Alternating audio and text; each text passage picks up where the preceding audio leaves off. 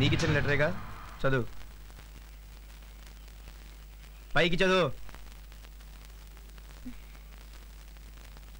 ప్రియమైన దేవి గారికి సాయి రాయినది.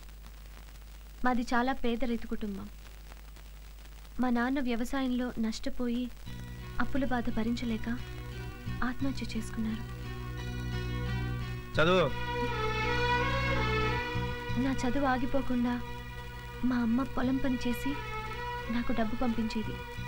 2 నెలల క్రితం అనారోగ్యంతో అమ్మ కూడా చనిపోయింది.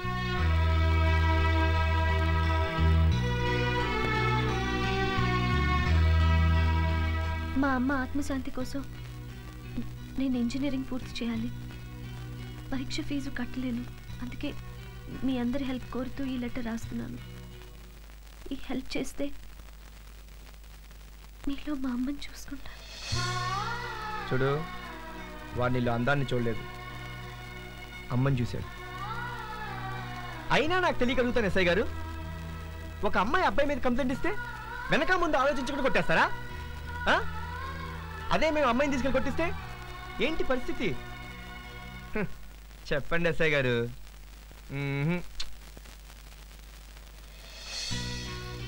ఈ చైన్ తీసుకెళ్ళి తాకట్టు పెట్టి నీ ఫీజు కట్టుకో. అలాగే, వస్తా.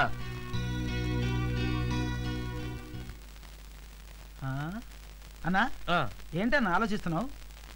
ఈ కేసు నేను కోర్టులో వాదిస్తే ఎలా ఉండేదా అని. ఓడిపోయేవాడివి.